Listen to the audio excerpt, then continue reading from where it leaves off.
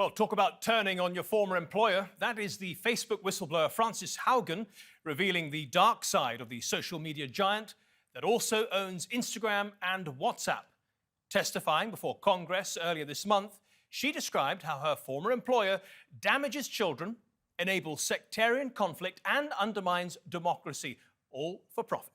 Facebook has responded by trying to discredit her, depicting her as a relatively junior employee who doesn't know what she's talking about.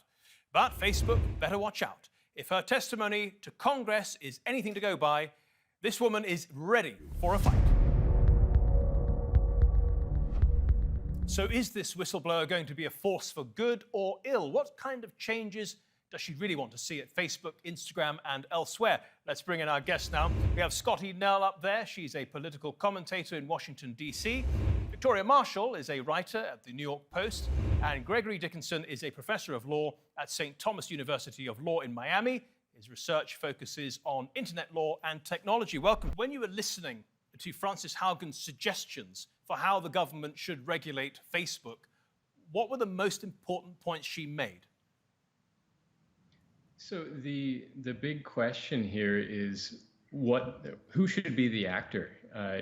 Haugen worked with Facebook, and she says she tried to work internally to change their procedures for a while, and was not able to make the kind of changes she wanted, and so now she's coming out, and she's very sincere. She really wants change, and she's seen some real harms in the world. You know, she's focused on some harms for teens and around the world with potential misinformation. But there's this concern, a very legitimate concern on the other side, that when you try to crack down on stuff like this, you almost invariably press out certain voices from the discussion. And so I think there's despite her well-meaning, there's risks both ways here, whether we stay as we are or whether we try to censor some of this material. And what would be the most substantive recommendations she's made for increasing and improving censorship of Facebook and their subsidiaries?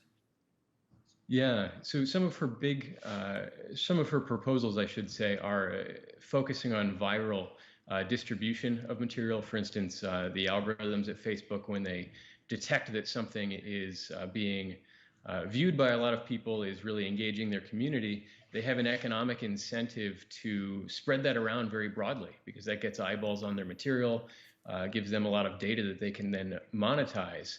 And so some of her proposals would focus on limiting the spread of viral content, and perhaps even especially what somebody, it's unclear who, would have to characterize as misinformation or dangerous content. So the spread of, or viral spread of information seems to be a key focus of hers. Right, and she also has proposed reforming Section 230, which governs online platforms like Facebook. Can you just explain what Section 230 is and why it would be important to reform it? Of course. So Section 230 is a law passed in 1996, and its key concern is to make sure that online companies aren't liable for things that their users do or say. And so, for instance, if Facebook was liable every time somebody told a falsehood on its platform, it would cease to exist. You couldn't have the internet that we have today if Facebook was liable every time somebody said something untrue or did something unlawful. And so Section 230 says if somebody sues Facebook or somebody sues an online entity, they aren't liable for things that their users do. It's the users themselves who are liable. And what reforming Section 230 could arguably do to work on some of these problems is if you limited immunity and said, well, maybe Facebook, you can be liable for things that people do on your platform. Maybe that would press Facebook to more aggressively monitor what's going on if it was worried about being liable for the things that its users did. I think that's dangerous to tinker with. I think that risks undermining a very important mechanism for free expression. But that's the argument, right? That if we take away this immunity from Facebook, it might be forced to change. Do you think that Haugen is in some way working to benefit Facebook and to increase censorship so that it actually harms conservatives and gives the advantage to liberals? So as far as actual motivations, I'm skeptical that this is all a big plot, but I agree that it's a real danger.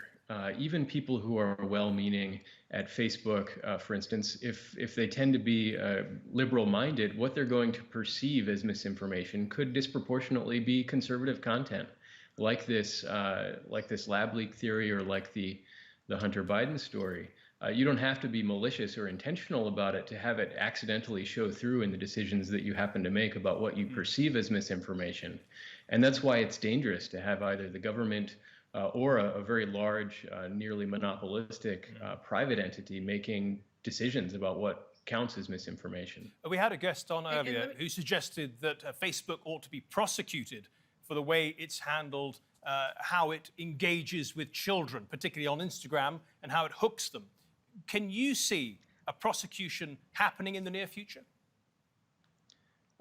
So that sounds, I should preface this, I'm not a criminal lawyer, and so I can't comment with legal expertise, but that sounds hyperbolic rather than a likely theory based on what I know now. And yet there is real harm being caused to children. Gregory Dickinson, Victoria Marshall, and Scotty Nell Hughes, thank you all for your contributions to the Nexus today. And thank you at home and on your phones for watching. Remember, if you want to see this episode or any of our previous episodes, do go to our channel on YouTube. Just type in Nexus TRT World. Till next week then, goodbye.